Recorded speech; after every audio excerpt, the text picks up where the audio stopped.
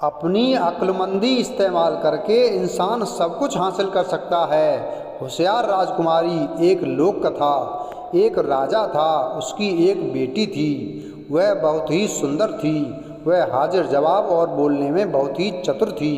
वह अपनी बातों से राजा को भी चुप कर सकती थी। यह सब देखते हुए यह जाहिर था कि राजा को उससे बहुत परेशानी थी, और वह परेशानी यह थी कि उसकी बेटी से कोई शादी नहीं कर सकता था जब तक कि उसकी बेटी की जवान काबू में न हो। सो राजा ने वह सब कुछ किया जो वह उन हालात में कर सकता था। इस सिलसिले में उसने एक ऐलान कर दिया कि वह अपनी बेटी की शादी उसी से करेगा जो उसको बहस में हराएगा।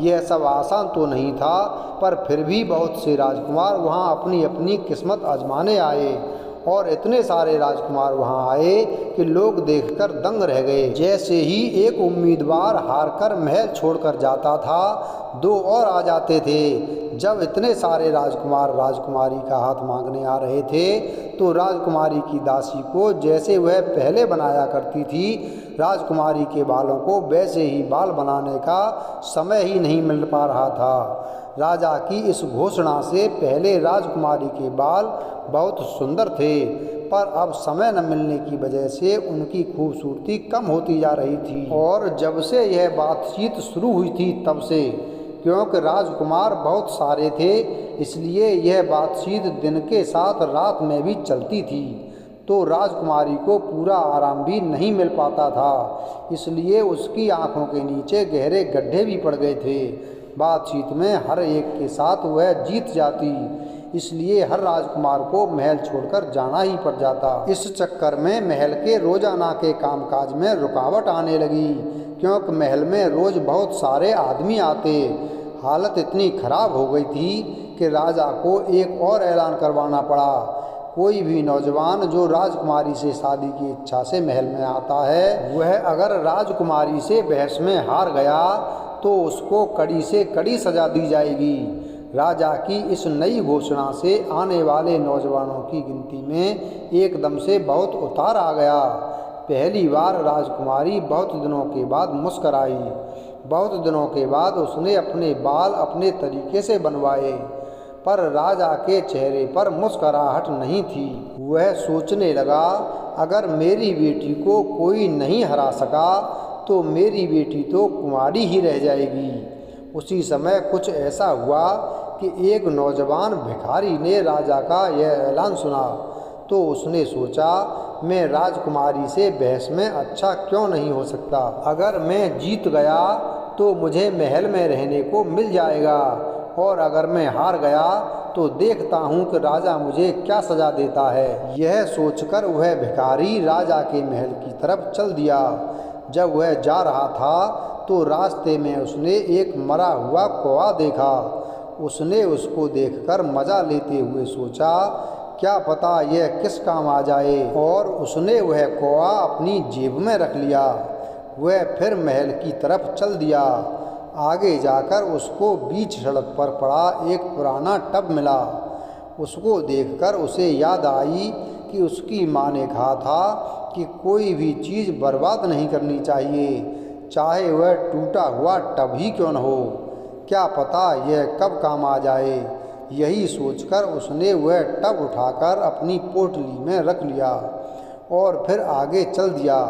महल जाते समय उसको कई और चीज़ें भी मिलीं, और उसने वे सब चीज़ें अपनी पोटली में उठाकर रख लीं और महल की तरफ चलता रहा। फिर उसको एक डंडा मिला, एक हूप 25 मिला, और बूढ़े बकरे का एक सींग मिला। हर चीज़ को उठाते हुए उसने यही सोचा कि पता नहीं कौन सी चीज़ कब काम आ जाए, इसलिए उसने वे सब चीज़ें उठाकर अपनी पोटली में रख लीं। सो जब तक वह महल पहुंचा, उसकी पोटली कई चीज़ों से भर गई थी।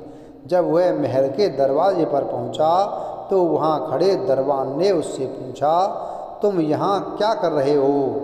वह नौजवान ने जवाब दिया, मैं यहाँ राजकुमारी जी से मिलने और उनसे शादी करने आया हूँ।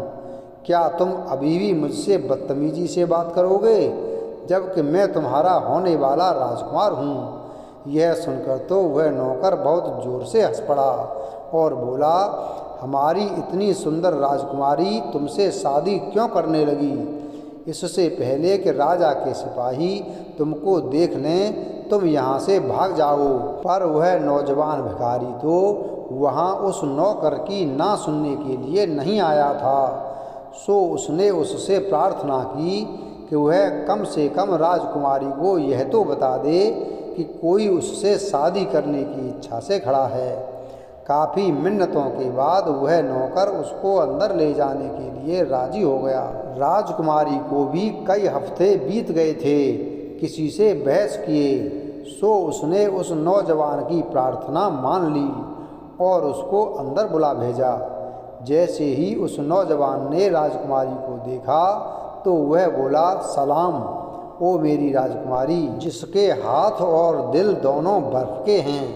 राजकुमारी ने तुरंत ही उसको काटा। मेरे दिल के साथ कोई गड़बड़ नहीं है और जहाँ तक मेरे हाथों का सवाल है वे इतने गर्म हैं कि किसी कोए को भी भून सकते हैं।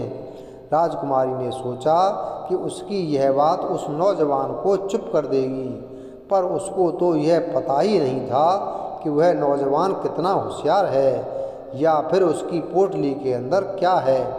उस नौजवान ने आश्चर्य से पूछा, क्या कहा? एक कोए को भूनने के लिए आपके हाथ काफ़ी गर्म हैं? यह तो अच्छा है, एक कोआ मेरे पास भी है। देखते हैं कि आपके हाथ इस कोए को भून सकते हैं या नहीं। राजकुमारी भी इतनी बेवकूफ़ नहीं थी। उसको आश्चर्य तो बहुत हुआ कि उसके पास कोआ कहाँ से आया, पर उसने उसको अपने चेहरे पर झलकने नहीं दिया। वह हार मानने वाली भी नहीं थी। वह बोली, हम उसको अभी और यहीं भूनेंगे। अगर हमारे पास कोई टब हो जिसमें हम उस चिड़िया को रखकर भून सकें। नौजवान भिखारी ने पूछा, तो आपको टब चाहिए? इत्तेफाक की बात है कि मेरे पास टब भी है। अरे वह यही तो था, कहाँ गया? कहकर वह अपनी पोटली में टब ढूंढने लगा। जब वह भिखारी अपनी पोटली में टब ढूंढ रहा था तब भी वह राजकुमारी शांत बैठी थी। जब भिखारी ने वह टब निकाला तो राजकुमारी ने उसमें एक दरार देख ली। तो वह हंसकर बोली, तुम क्या सोचते हो कि किसी टूटे बर्तन में चिड़िया पकेगी? यह तो शाह की बेइज्जती है। वह नौजवान मुस्कराया और बोला, ओ मेरी राजकुमारी, इस दरार को बंद करने के लिए मेरे पास एक हूप और एक डंडा है। यह सुनकर राजकुमारी की बाईं आंख फड़कने लगी और फिर तो वह फड़कनी रुकी ही नहीं। राजकुमारी के पेट में हलचल सी होने लगी। उसने सोचा, इस भिखारी के पास तो सब चीज़ों का जवाब है, पर वह इस बात को अभी भी मानना नहीं चाहती थी।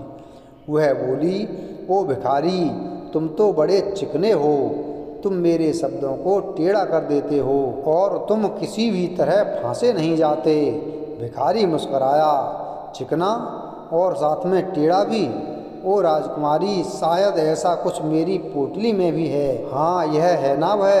देखिए, बकरे का यह टूटा हुआ सींग चिकना भी है, फिर भी यह कितनी सुंदरता से मुड़ा हुआ है ना राजकुमारी जी? भिखारी अपने सवाल के जवाब का इंतजार कर रहा था, पर वहाँ तो कोई जवाब नहीं था। राजकुमारी इसके आगे कुछ नहीं कह सकी।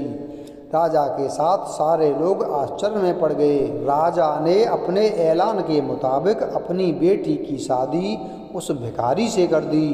सब उस शाही शादी में शामिल हुए और फिर उसके बाद तो किसी को कुछ याद ही नहीं रहा। शादी के बाद जब मेहमान जाने लगे तो राजा ने एक और ऐलान किया, मेरे मेहमानों, अपने दामाद से मैंने एक सबक सीखा है कि कभी यह मत कहो कि तुम अपना उद्देश्य हासिल नहीं कर सकते और अपने सपने पूरे नहीं कर सकते। अगर तुम अपनी अक्लमंदी इस्तेमाल करो तो तुम सब कुछ हासिल कर सकते हो।